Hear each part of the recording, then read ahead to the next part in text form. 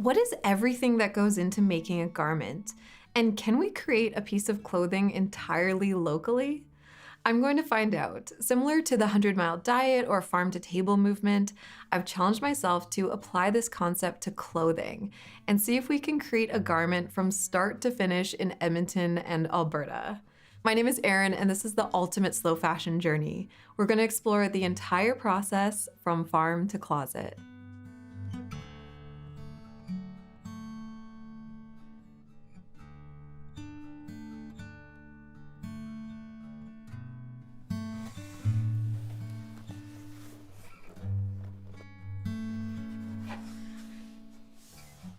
I'm just sitting down with some sketching tools, and we are going to start this process with design. What is the garment going to be? What's it going to look like? And to be honest, I'm feeling a lot of pressure because I want this to be a piece that I will have for the rest of my life, and hopefully that can even be passed to someone else. So there's going to be two very crucial things. One of them will be ensuring that it's very good quality and also that the design is timeless. The quality part I'm not too concerned with because I'll be collaborating with some incredibly talented people to make this garment, and I know all stages will be done well, but the design is up to me. There are definitely some limitations on what I can make locally. It has to be made from wool because wool is the only fiber I can get here in Alberta. And wool is a great fiber in many ways, but there are some important things to consider when using it. It needs to be handled a certain way because wool felts and can shrink, and depending on the type of wool and the coarseness, it's best used for different purposes. Wool can also be used in different ways. So I could make something knit, something woven, or wool can also be felted into a sturdy fabric. Knitting a sweater seems like an obvious project idea for this, but I want to do something different and create a woven fabric to then cut and sew a garment from. After a lot of thought, I've settled on a coat. A wool coat takes advantage of many of the great properties of wool, and a coat can also definitely be a timeless piece. So I wanted to learn more about what makes a design timeless, gain some inspiration from vintage coats, and learn more about why vintage pieces seem to hold up so well compared to current clothing.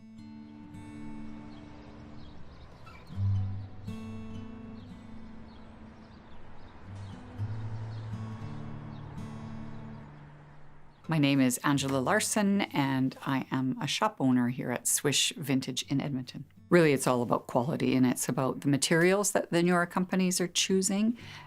Poor quality often compared to beautiful quality back in the day. I mean, you know, women had, or people in general, had way less quantity of clothing, but they had very good quality. I had an Italian friend years ago say it's better to have one beautiful sweater than 5 junky sweaters, and that seems to be, you know, what's happening these days. If you take coats, for example, they're done with merino wool and oftentimes a big piece of suede, a chamois up the back, way more seam allowance so that you can let out a jacket or a coat or a garment, whereas nowadays there is no seam allowance. I think my biggest pet peeve is the fabric that pills. That just makes me crazy. And even with really high-end luxury brands, you pay a lot of money for a cashmere sweater, and after just literally a couple of wears, it's already pilling on all the spots that are making contact with the rest of your body. I've got lots of sweaters that I've sold through the store and just through my own personal collection that are from the 1950s, and there's not one pill, not one hole. So it's all about quality and workmanship on the vintage clothes. The whole timeless thing, I guess, is subjective, but I would say on certain things, just no trendiness. We've got a coat here from the 70s that's stunning and gorgeous, but it's got a great big balloon sleeve. And I mean, that is not a timeless detail. Maybe a smaller lapel. Oftentimes, I would say timelessness is about the color. Camel, black, gray.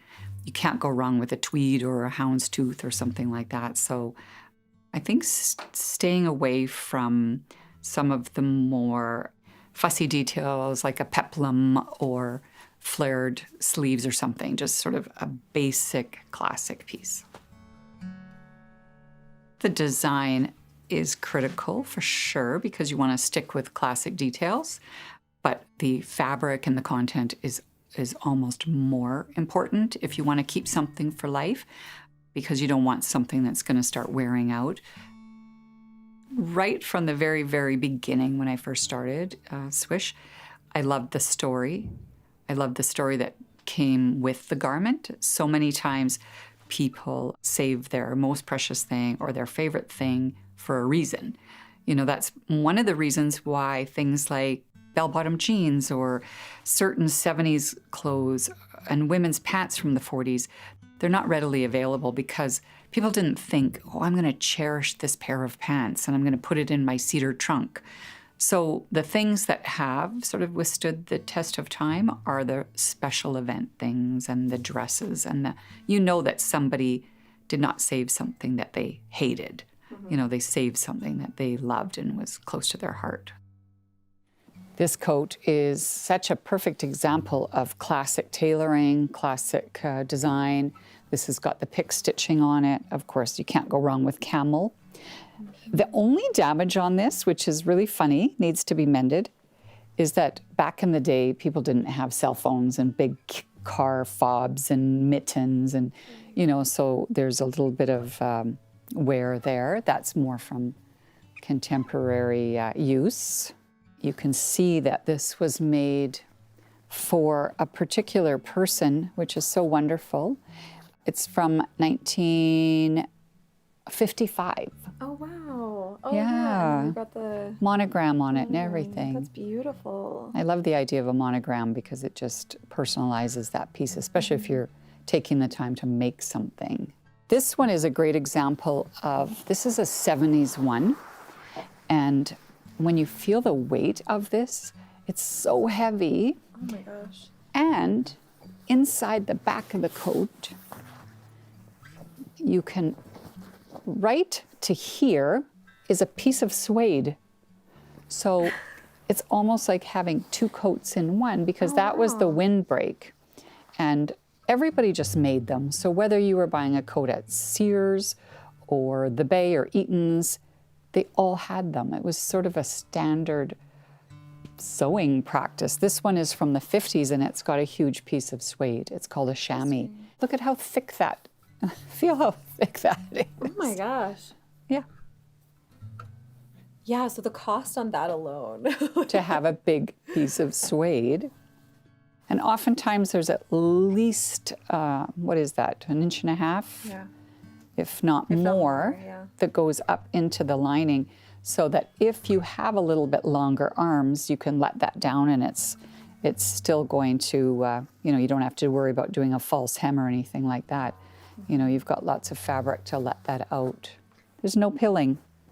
Yeah. There's no pilling on this cashmere coat. You know, it's still in such fantastic condition. I love these mohairs too. Oh yeah. This is a great fabric if you're making a coat. This is a cool style with the belt. Isn't it beautiful? So there's a couple there that are a wrap coat. So if you want to really have a basic kind of a classic, these wrap coats, you can't go wrong. You know, you could see a coat like this in a contemporary store, or you would see this vintage and you'd be hard pressed to know exactly which era it's from. Mm-hmm. Here's another one like that. This is a wool and cashmere, and this is the same. It's a wrap style with the belt. Oh yeah. And that's got a little bit bigger lapel, but same notched. I don't know if I would put this detail on a classic coat. Right. That just kind of adds a bit more something that you don't necessarily need, kind of unnecessary detail. This coat probably weighs 10 pounds. Feel that? Oh my gosh, yeah. So this is, I would say this one is maybe early 60s. Okay. So up until the 70s, you didn't have to put fabric content. I think this is French mohair. So this kind of mohair, if you were to find it in a fabric store now, runs more than $500 a meter.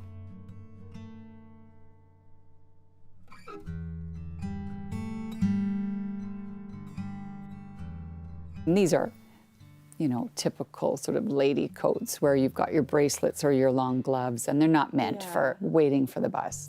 The back of this coat, when you see that seaming, is so beautiful. Yeah. If you put the collar up, if it was really cold, it's so nice. It's so glamorous.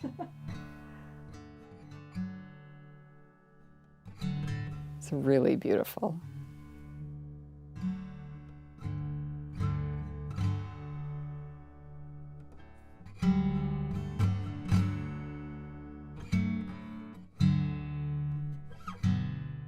The design needs to be simple because the handwoven fabric is really the star. So I don't want it broken up with a lot of lines or seams or anything visually distracting. Now, I think when most people see a very simple design, they probably think that it's easier to do. But simple designs can be very difficult because everything needs to be considered and executed well. You can't hide anything or use a dramatic element to pull the eye. So I actually find designing something simple and minimal more intimidating. I have my mood board with some inspiration images, and I have a general idea of the kind of coat I want. But before I get into sketching, I'm going to look at a bunch of coats and outerwear for a specific detail inspiration. Collars, sleeves, pockets, shoulders, closures, seams, all of those elements need to be considered, so I'm gathering some inspiration.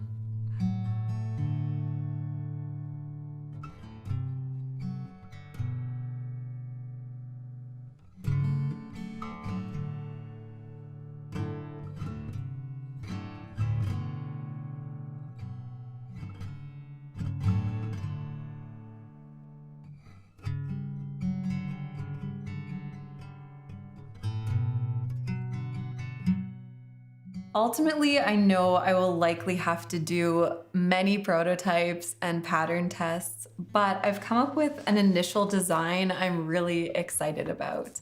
A key element of this design is going to be a contrasting stripe or color block, which I want to dye with local natural dyes.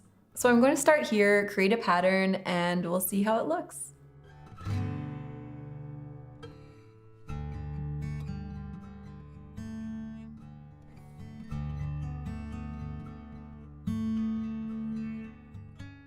So I ended up creating 6 different muslins or mock-ups before I was happy with the final coat design. It took weeks of sewing, testing, and even then my final fabric might not behave and drape the exact same way. So I can't be 100% sure how the design will end up sitting and looking. And there's a lot of little things which can make or break this design. 6 prototypes is a lot and more than normal, although this one I did make more for fun and I have actually been wearing it. But I did so many prototypes because the design and pattern has to be right. There is only one chance to cut it. I only have enough fabric to make one coat, so I can't change anything later. My final design is a mid-length boxy coat with no collar. It's mostly inspired by coats from the 50s and 60s, and the design is very minimal, but with these stripes along the bottom and the sleeve, which will be naturally dyed and woven right into the fabric. So those are really the main design feature. And it's also designed, of course, to be functional. So it has a low armhole and wide sleeve design, so I can layer sweaters under for extra warmth. as well as a collar facing, which supports the structure of the shoulder without interfacing. And that's been another challenge with this project. Because I'm sourcing and making everything locally, materials that would typically be used in a coat, such as interfacing, which is a material that provides structure and support, and lining, I'm not using. So I've had to consider that in my design and come up with ways to do things differently. I decided to go for hidden buttons because I think it gives it that very clean look I want, with the focus being on the fabric instead of a contrasting button. But I love the option of a tie belt and creating a coat that can be belted or not.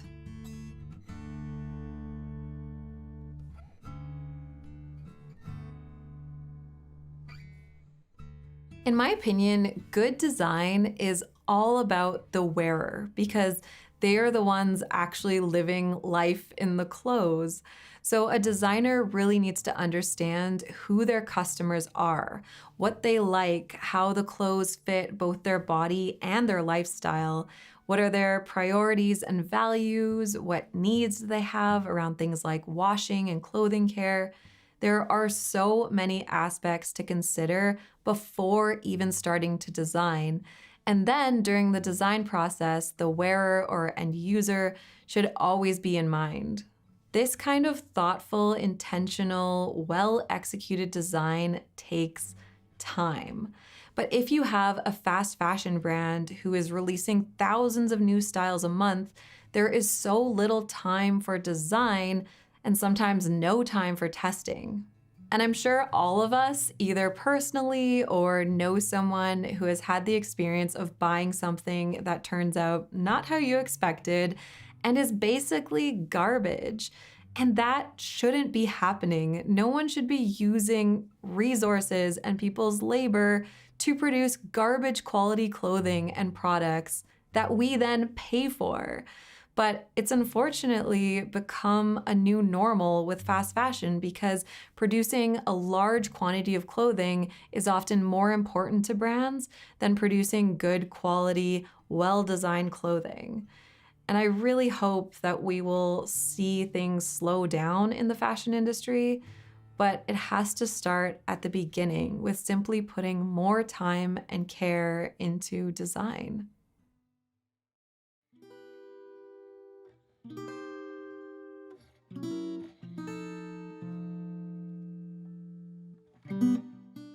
So after all of this research, designing, and testing, I finally have a coat design I'm happy with. And now that I have my design, we can make it a reality.